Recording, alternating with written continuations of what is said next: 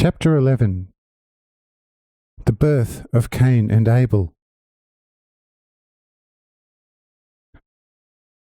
And lo, love vanished from the sight of the created, returning into the holy bosom of the Father.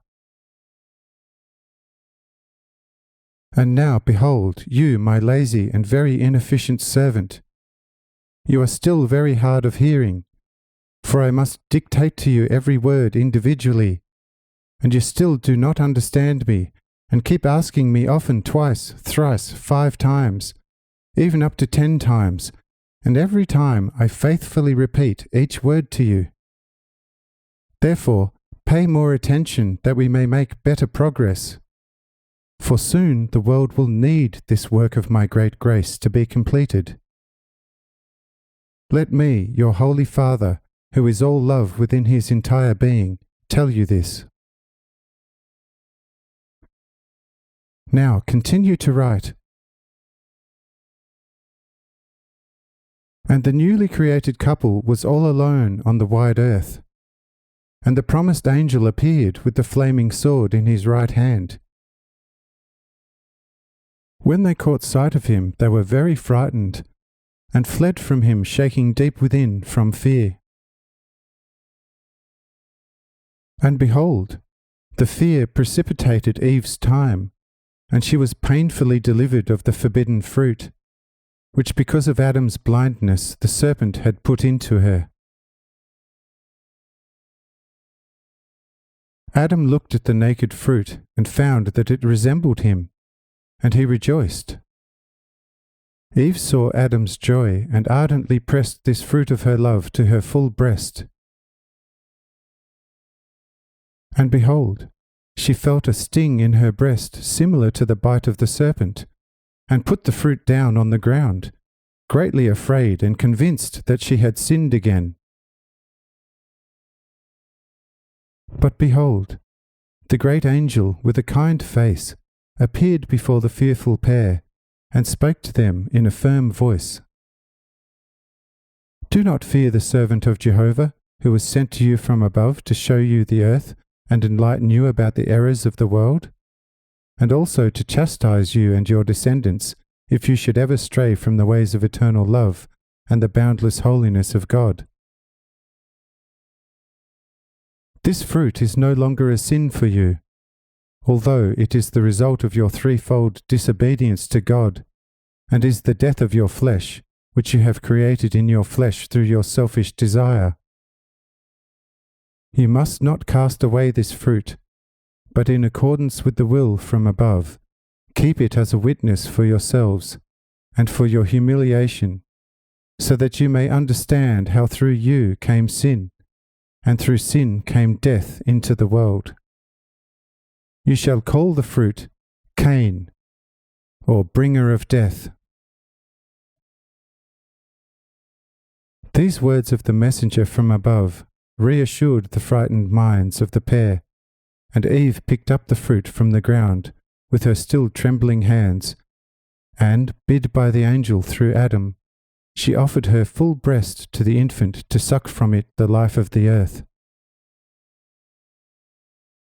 Then the angel stepped to the left side of Adam, and Eve, with the fruit on her right arm, placed herself at Adam's right side, so that her heart might remain free from any burden, and in future remain devoted to the man on all his paths.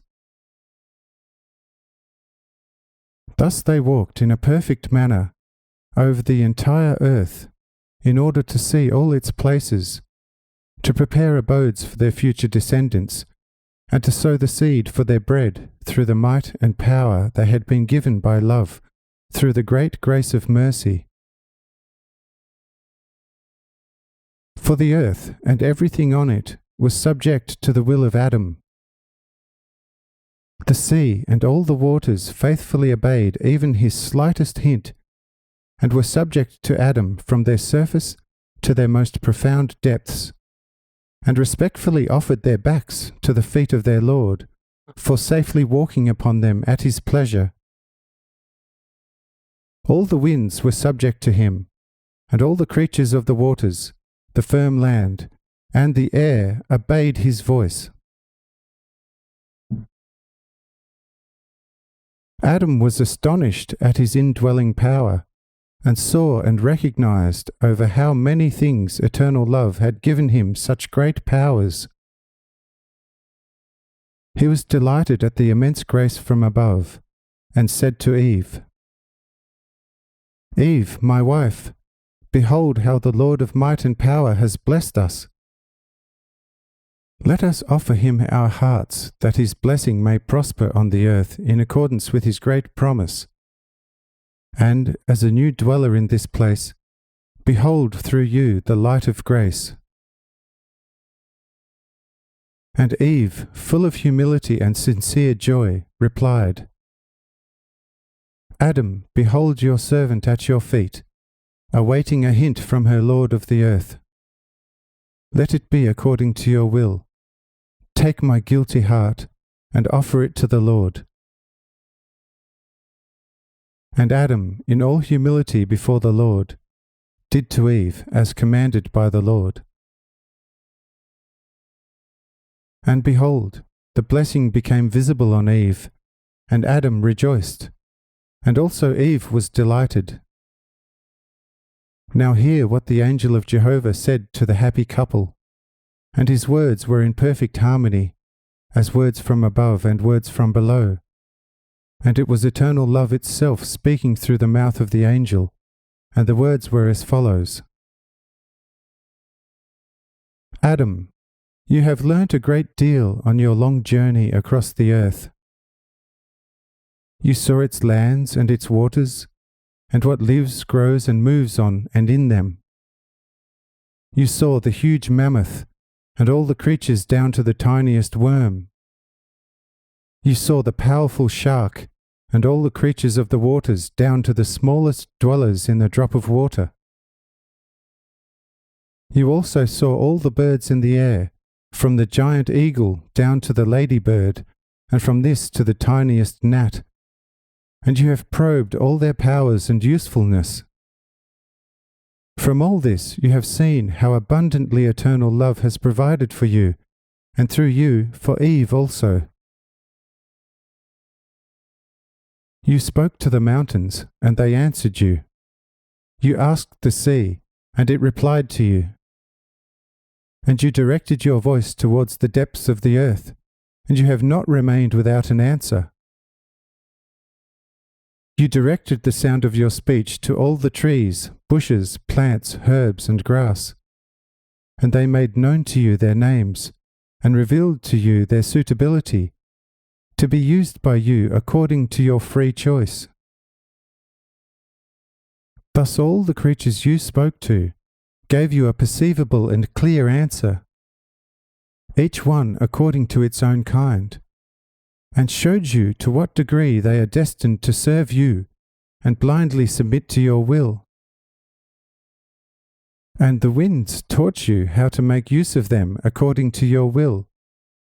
And also Eve saw, heard, and perceived all these things. Now behold, Adam, and you too, Eve.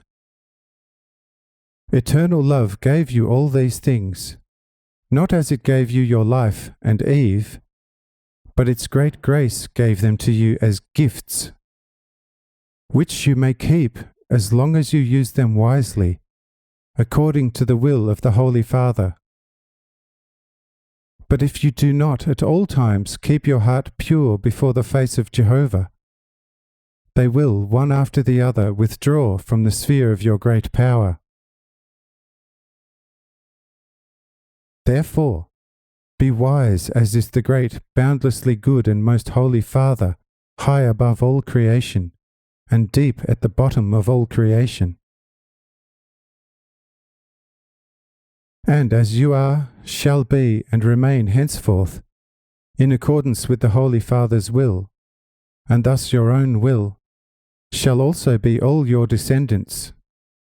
And the descendants of Eve shall be as she is before and under your eyes. But whoever is not as you now are, shall be and remain henceforth, will keep the gift for a limited time. However, the gift of grace will be taken from him as soon as he is no longer as you now are, shall be and remain. Even the descendants of Eve will raise themselves above their heads, be totally disloyal to them, run after the dogs, feed on the excrements of vipers, and suckle their children with the breast of adders. And your descendants will be poisoned through them, and die a bitter death physically and spiritually, in eternal shame and tormenting disgrace. And behold, Adam, and listen, Eve.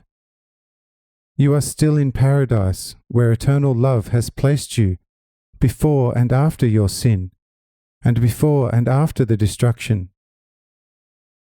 But if you should ever forget yourselves, and not faithfully observe the laws of love and the commandments of the Holy Father's wisdom, you will be expelled from this beautiful garden by this flaming sword, and will never again be allowed to enter it during the time of your physical life, and until the time of the promise, none of your descendants either.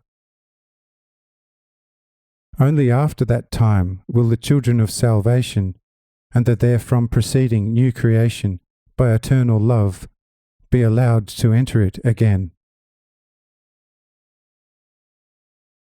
Take notice of this, Adam, and you, Eve, remember it too. The fruit that will come forth from you, Eve, this living fruit you, Adam, shall call Abel, and offer him to the Lord of eternal glory. His name is Son of Grace, and he shall be the first prototype of him who one day in the great time of times will come in perfection from above, out of the bosom of the might and power of God's holiness.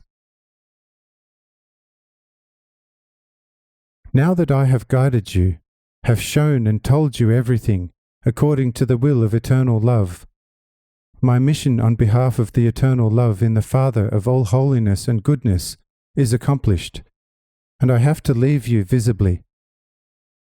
But invisibly I shall follow you and count your every step according to the immutable will of Jehovah. You will get to see me every time you shall offer your hearts in humility to the Lord of glory. And I shall receive your offering into a vessel, carry it up to God, and empty it out before the face of the Son, and the great and holy Father will be pleased with your works. But you will also get to see me, if you should or could stray from the law of love and the commandments of the Holy Father, just as you are now still seeing me, with the flaming sword in my right hand, about to drive you from the garden and to take from you, Adam, a great part of the gifts from eternal love out of its great grace, and to leave you weak and afraid of the slightest noise of the grass. And now, you blind scribe of this my new and living word, within you, as also within all of you, look at Adam, what he was like in paradise. He was a perfect man, with one exception, endowed with many abilities, a perfect lord of the earth. All his perfections were but a gift from me, and he kept them until the time when he just once forgot me, after the angel had become invisible to his eyes. And behold, all that which Adam possessed as a gift will I give all of you as a permanent gift, and countless more and endlessly greater treasures, that is, myself. And all that is mine shall be yours too, if you love me, and nothing but love me.